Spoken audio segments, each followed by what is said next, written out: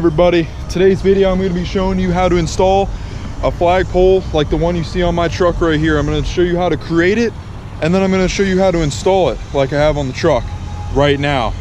It's almost the 4th of July, so I know you guys with trucks and cars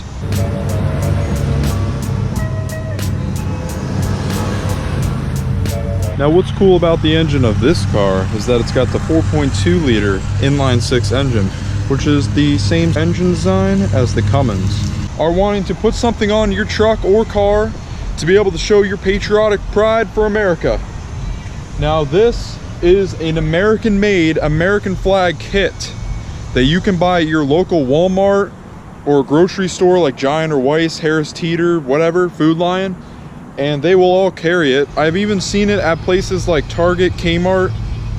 Other retailers will also most likely have a kit similar to this one. Now this kit was only $20, but I spent under $30 total to get it in the condition and strength that I have right here, because there is certain steps that you want to follow to be able to make sure that it's strong enough to be able to withstand the high speeds that you're going to be putting this flag through, because this is not going to be just sitting out front of your house. This flag is going to be on your vehicle moving fast on the highway perhaps, which I had taken it. And you can actually see in a video that I'm going to be linking below how fast my Silverado can go. I had the flag flying the whole time, so make sure to check out the video. I'll have it in the description like I said. So alright, so without further ado, I'm going to be showing you the different stuff that I used to create this flagpole here.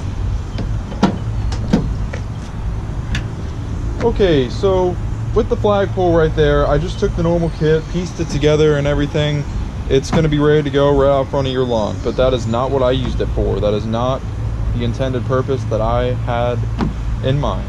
So with the different stuff that I have here, I started with my simple cleaning solution, which is just some vinegar and water.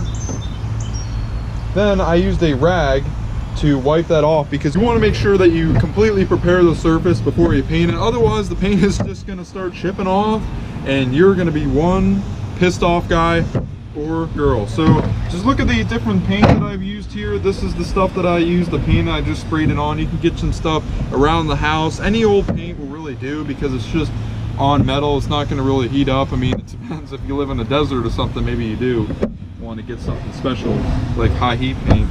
But the next thing I did after that was I used some super glue, and I super glued the eagle on the top of the pole. My friend has the same kit. His eagle fell off on the road. It's just a plastic eagle, but it is a nice gold eagle, a very nice thing to have on top of the flagpole. So definitely pick up some super glue if you want to make sure that stays on.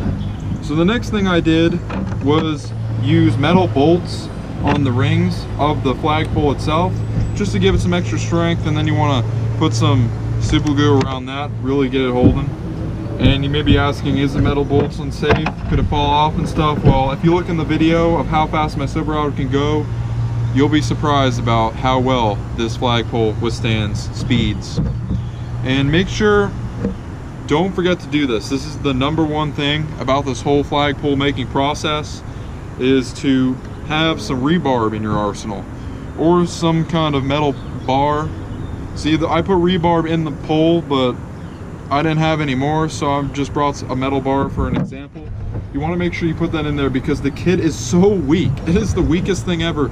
You will try to fly that on your car and it's going to start bending and everything. I almost lost the whole kit, so you want to make sure you get some, you know, reinforcement for the inside. After I got the pole ready for off-road use and on-road use, I used just some zip ties to zip tie the flag to the pole, just to give it some extra strength, because you know these bolts can fail. Just for the small chance that they do, I put some zip ties along the top and bottom to give it that extra strength the flag needs. I mean, it may be going a little bit overboard with the situation, but it's better to be safe. So let me just hop up on the truck. Just in case you guys were wondering, this flag was made in the USA.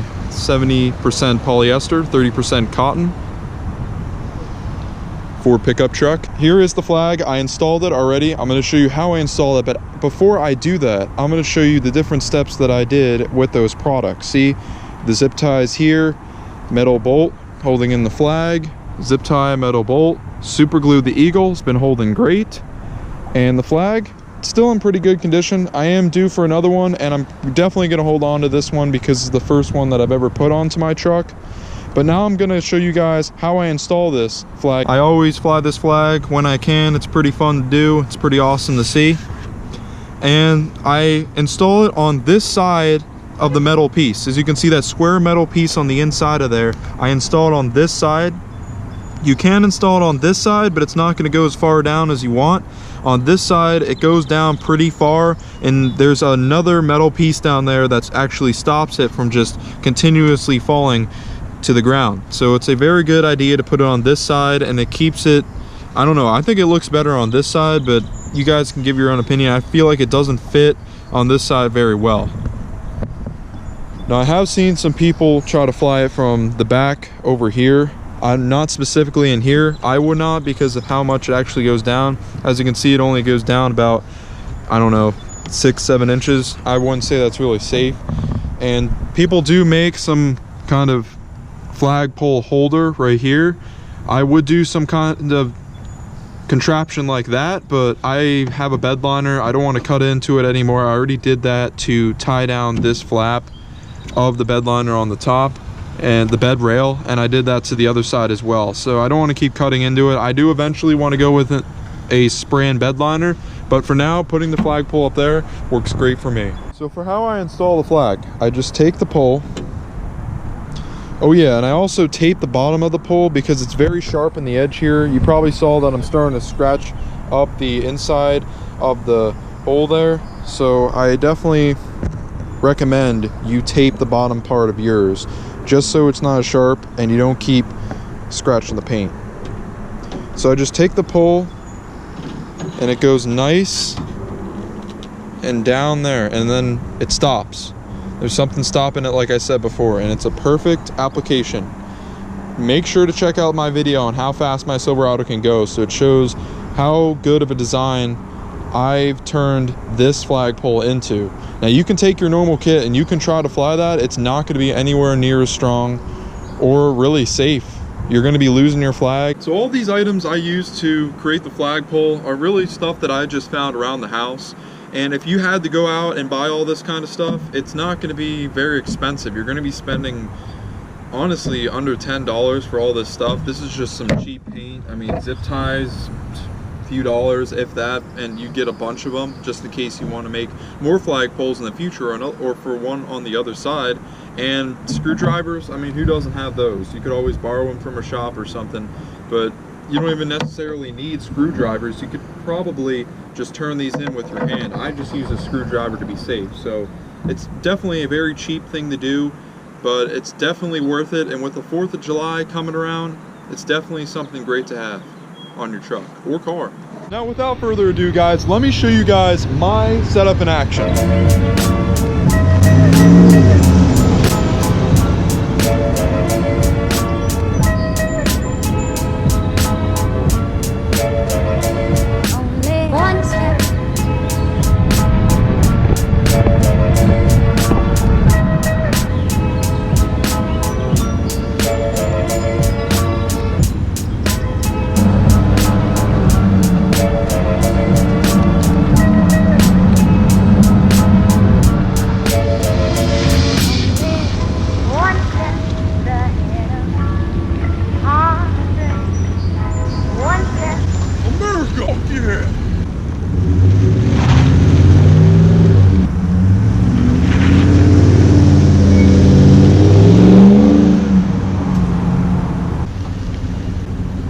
How did I drive all this way with an American flag license plate? That's for me to know and for you to find out. Hope you guys took some valuable information from this video today. And if you did, make sure to give it a thumbs up. Don't forget to subscribe so I can see you next video.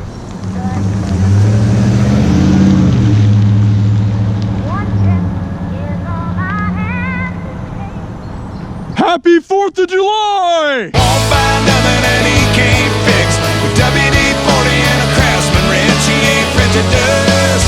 He's just made in America.